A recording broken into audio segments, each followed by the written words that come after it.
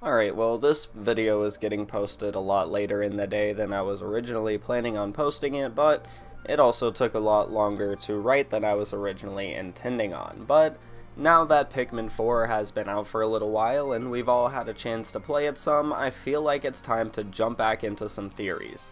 So far, I feel like I've honestly had a pretty good track record. Pikmin 4 definitely feels like a retelling of Pikmin 1 even after playing it. I also totally called that Louie was in the game, which wasn't a hard call to make honestly, but more specifically, I called the exact reason he would appear in the game, which further backs up the retelling theory. I also made a theory about Moss and the implications that she brings to the table, and I'm pretty sure I called that one too. So let's take a deeper look at everything we know about Moss and the other dogs of Pikmin 4. Hello everyone, you're watching Variety Television, and before we get started, I actually have an announcement to make. A couple of weeks ago, I started thinking about creating a Discord for the channel.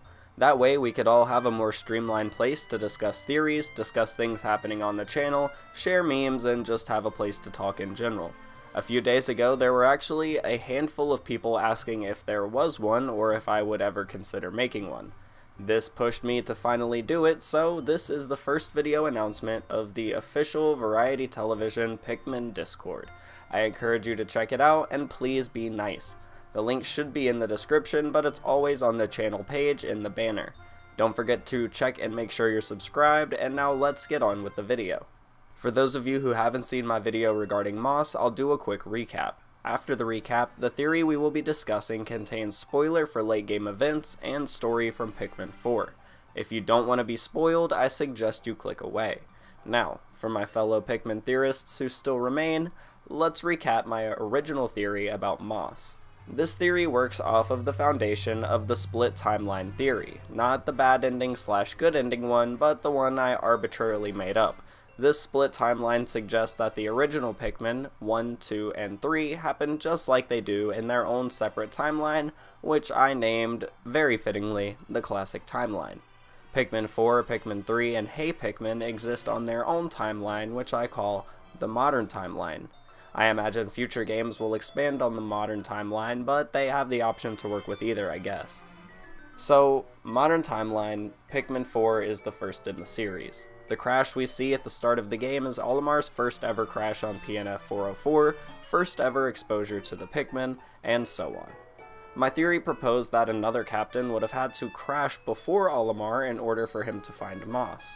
I assumed in this theory that the dogs we see in Pikmin 4 are Gaian dogs, while dogs like Olimar's pet Bulby are Hockatacean dogs. Based on this assumption, that meant Ochi and Moss both originate from Gaia, and someone must have crashed before Olimar, and just wasn't lucky enough to document their findings like he was.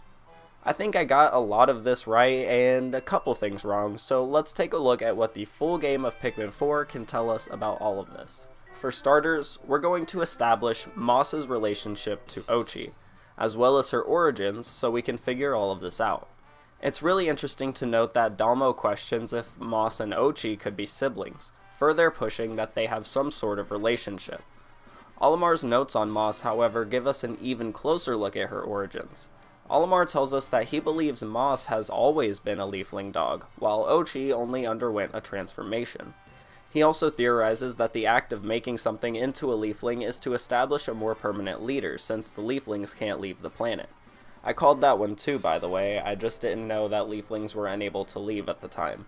In a previous theory, I stated that the onions were causing leaflings to be made in order to function as leaders or to teach Dandori skills to Pikmin, so that they could function without a leader. Now, quote from Olimar, "The phenomenon in which all those castaways, including myself, became leaflings was very likely caused by being absorbed into the onion. Perhaps that process was also some sort of Pikminification of the body. Pikminified organisms can't leave this planet, so the Pikmin may have been motivated to carry out this process in an effort to secure a permanent leader." So yeah, the onion is making leaflings to be leaders for the Pikmin. I was really on a roll with a lot of these predictions and theories apparently. Anyways, so Moss and Ochi are potentially from the same litter of puppies, although unlikely. Moss seems to have been a leafling from birth, and the process of becoming a leafling is likely to secure a Pikmin leader. Well, let me lay out a narrative based on some of the journal and Piclopedia entries from the game, and you all can tell me what you think down below. Shepard tells us that long ago, the first rescue pups could have originated from a different planet. This is backed up by Shepard Family History Volume 8, which was written by Mark Shepard, who was only the second captain of the Rescue Corps. It's important to note that Irma, the Shepard we see in Pikmin 4, is the 99th generation of captain. So the 8th entry goes like this. Many years have passed since we began to make this land our new home. Still, we need more time to complete our environmental adaptations. In the meantime, we must survive so that one day we can pass down this new history to our children and pass down the ways we've learned to rescue and protect everyone. One day we will live here in peace. What's important to note here is that the Shepards moved to a new land, environmental adaptations had to be made, and that a new history would be passed down. This is huge. For some reason, most likely due to conflict based on the 8th entry, the Shepards left their homeland. They reached a place where they could make a new home, but environmental adaptations needed to be made. While this can refer to people adapting to a new environment, such as your body adjusting to less atmosphere as you climb a mountain, given enough time it'll feel less different as your body adapts. However, environmental adaptation typically refers to ways species adapt the environment to better suit their needs. Things like building shelters, paving roads, tilling fields, damming rivers, and so on. Mark and his family and/or team are in an area that is wild and natural. They need to build it back up so they can more easily thrive, but in the meantime they must survive. This heavily implies travel to a distant planet, right? I mean, Irma says the dogs come from a different planet, Mark has to build up untamed land, and not to mention the entry after Mark's tells of a distant blue planet full of people and dogs, beyond the sky itself.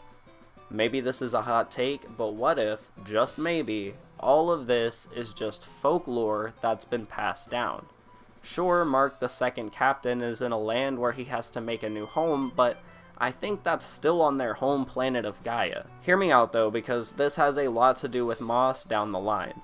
The Shepard family timeline and history of the Rescue Corps are essentially one and the same, as the Rescue Corps is always led by a Shepard and they seem to travel together in these early days. We can presume the first captain of the Rescue Corps moved them and the Shepards into a new land and began settling there. Mark, the second captain, then begins to build upon this settlement and wishes to change the history of their people. In the very next entry, generations down the line, Maris Shepard, the 7th captain, is writing about a blue planet beyond the skies filled with people and dogs, which would immediately make you think that's their home planet. But later in that same entry, Maris laments that they, quote, hope to fly beyond the sky and into space, end quote. This means that by the time of the 7th captain, the Shepards and Rescue Corps have no way of traveling through space.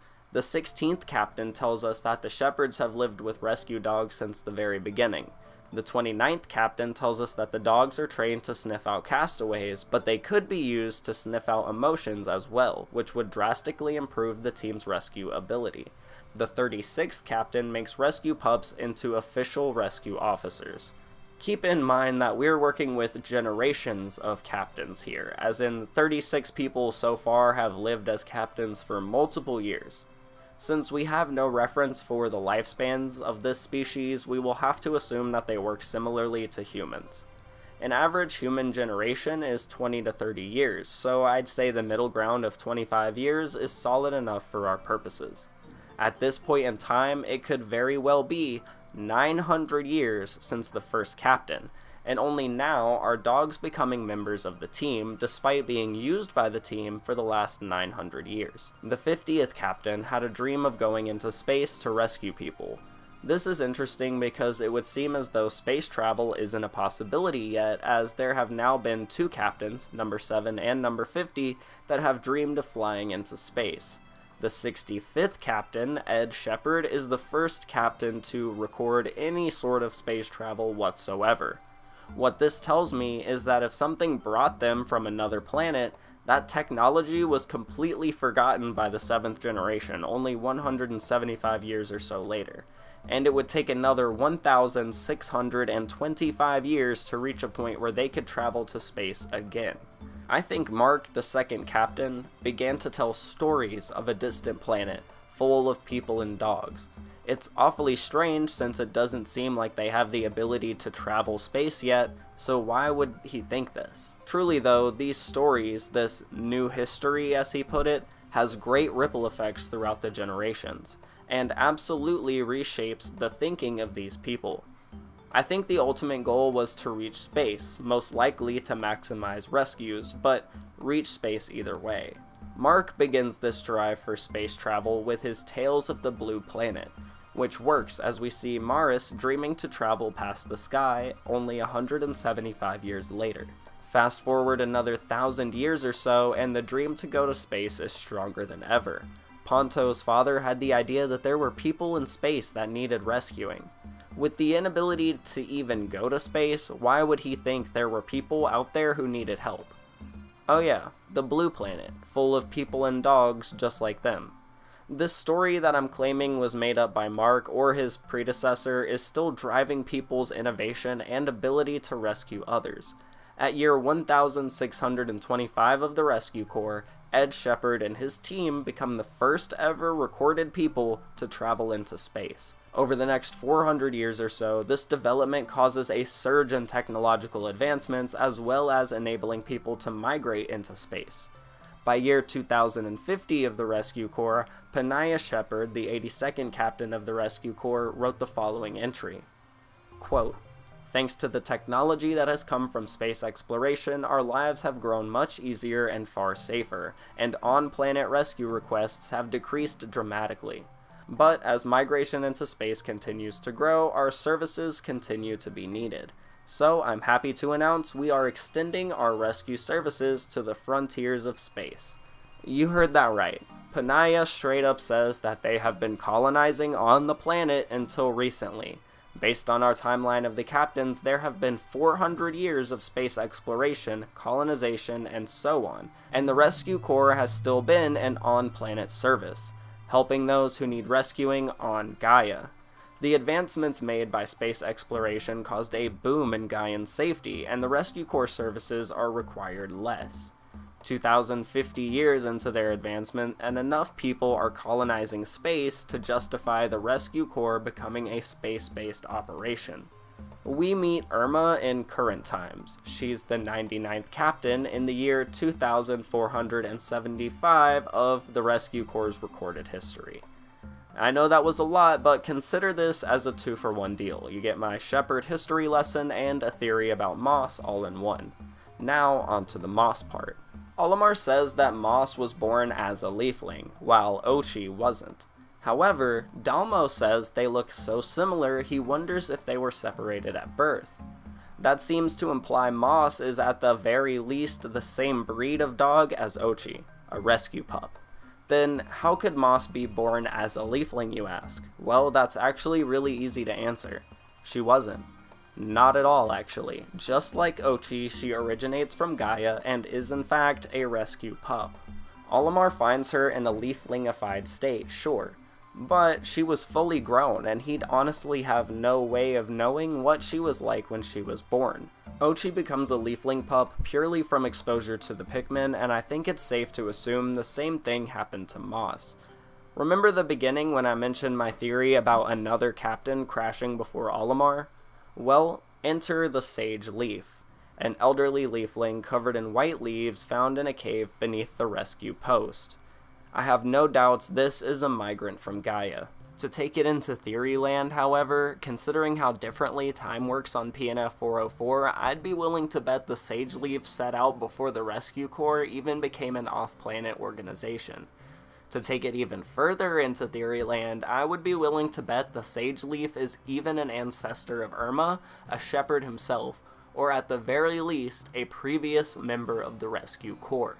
I say this because we know from log entries that the rescue pups have been with the shepherds since the very beginning, and are still with them today. Moss has to be a rescue pup. She looks just like Ochi, even enough to be his sibling according to Dalmo. The brave Gaian migrant and his trusty rescue pup set out from their home planet. Were they on a rescue mission or simply looking to start a new life somewhere distant? While the reasoning is unknown, we do know they end up crash landing on PNF 404. The Gaian unfortunately is unable to survive and becomes a leafling, trapped on the planet's surface. We can assume he discovers Pikmin and potentially even uses them, as an onion is required to become a leafling. The rescue pups, on the other hand, can turn based on exposure, and I'm sure by this point Moss has been exposed to Pikmin and onions for a long time. This exposure transforms her into a leafling pup. This totally explains her behavior, by the way, as Olimar tells us that she shares DNA with Pikmin, as I'm sure all the leaf creatures do. And he tells us the Pikmin are motivated to make leaflings because they need leaders. Moss sharing DNA with Pikmin instills this instinct in her, as well as all of the other leaflings. When Olimar's life support runs out, the Pikmin carry him to the onion, and they celebrate along with Moss as their new leafling leader pops out, now unable to ever leave the planet. Of course there's the cure, but that's besides the point. What does Olimar do once he shares DNA with Pikmin? He starts turning any castaways on life support into leaflings, creating even more leaders for the Pikmin, showing that the instinct is in him now too. So to recap, the shepherds seem to have actually originated from Gaia, which means the specific breed of rescue pup probably did too. Since the rescue pups have always been with the shepherds and there's a picture of earth dogs in the hero's hideaway, it would seem as though somebody brought Moss to PNF 404. We know a character who's been there a very, very long time, the Sage Leaf, so this would imply that the Sage Leaf was Moss's original owner and that they both were originally from Gaia. The Sage Leaf is even possibly a relative of Irma, so there's that too. So what do you think about all that? I know it was a lot, but I have a lot of ideas about this game to share with you all, and I'm excited to get them out of there. This was just one I was most excited to make because the Sage Leaf is probably one of the most interesting characters in this entire game. I'm really curious to know what you all think about this theory. Do you think the Sage Leaf brought Moss and was her original owner? Do you think Moss is a rescue pup from Gaia? I want to know what you all think. Consider leaving a like if you enjoyed this video, and don't forget to check and make sure you're subscribed. That's all I have for this video, but stay tuned. Variety Television will be right back.